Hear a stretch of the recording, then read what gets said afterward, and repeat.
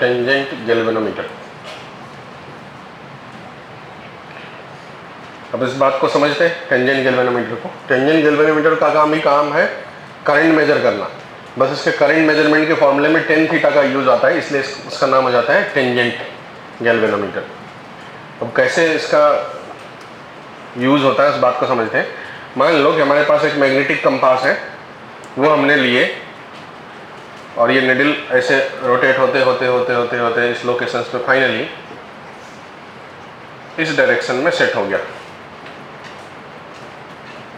इसका मतलब क्या हुआ कि इस साइड मान लो नॉर्थ है तो इस साइड साउथ हो गया, यही मतलब हो गया।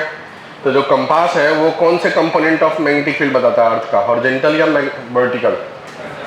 हॉरिजॉन्टल कंपोनेंट बताता है। निडल जो है दोनों बताता है, हॉरिजॉन्टल और वर्टिकल रिजल्टेंट बताता है वो एक्चुअली में, जिसमें हॉरिजॉन्टल भी यूज होते हैं और वर्टिकल भी यूज होते हैं। पर जो कंपास है वो सिर्फ और सिर्फ हॉरिजॉन्टल बताता है, क्योंकि उसको तो वर्टिकल मोशन करने के लिए हम रेस्ट्रिक्ट कर दिए हैं, ना तो वो ऊपर जा सकता है ना ही नीचे जा सकता है। तो वो उसका जो डायरेक्शन है वो कौन सा कंपोनेंट है, horizontal component of earth magnetic field. तो इसका मतलब मान लेते हैं इस पॉइंट पे और horizontal component of earth magnetic field इधर की तरफ है, तो इसीलिए कंपास का जो नॉर्थ पोल है वो इधर की तरफ शो हो रहा है।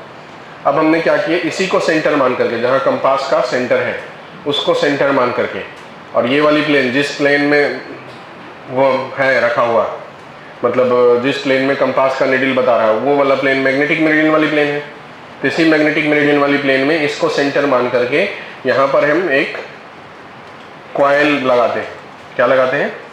कॉइल, करंट कैरिंग कॉइल, जिसमें करंट मान लो ऐसा फ्लो करा रहे हैं, n नंबर ऑफ टर्न है, सर्कुलर कॉइल जिसमें करंट ऐसा फ्लो हो रहा है। जो करंट कैरिंग कॉइल है, तो हर करंट कैरिंग कॉइल अपने सेंटर पे क्या जनरेट करता है, मैग्नेटिक फील्ड जनरेट करता है। तो ये भी अपने सेंटर पे क्या जनरेट करेगा, मैग्नेटिक फील्ड। तो ये जो मैग्नेटिक फील्ड जनरेट करेगा, मान लो करंट ऐसा फ्लो हो रहा है, तो ये जो मैग्नेटिक फील्ड सेंटर पे जनरेट करेगा वो इस डायरेक्शन में करेगा।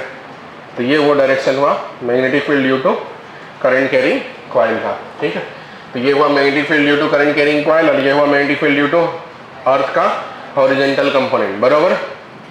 तो जो कॉइल का मैग्नेटिक फील्ड का डायरेक्शन है, इसका वैल्यू कितनी होगी, तो कॉइल के सेंटर पे होता है मैग्नेटिक फील्ड का formula mu not into I into N. क्या होता है formula, mu not into I into, कैसे गधे लोग हैं भाई, mu not into I into N तो सेंट्रॉइड में होता है ना, सॉरी टोराइड में और सोलेनॉइड में, बराबर।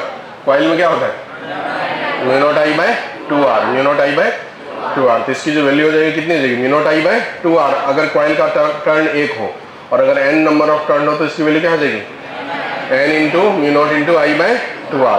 और ये है अर्थ का हॉरिजॉन्टल कंपोनेंट ऑफ फील्ड।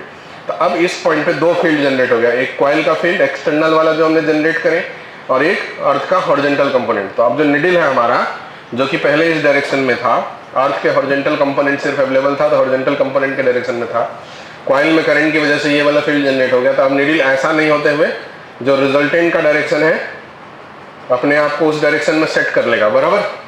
तो ये जो है ये अर्थ का हॉरिजॉन्टल कंपोनेंट हुआ, ये कॉइल का फील्ड हुआ, और ये हुआ नेट रिजल्टेंट कॉइल और अर्थ के वजह से जो रिजल्टेंट हुआ वो डायरेक्शन। तो अब निडल अपने आप को इसी डायरेक्शन में सेट कर लेगा, बराबर। इतना बात समझ गया। इसी को मैं डायग्राम बनाता हूँ, ये उसका स्टैंड हुआ, ठीक है।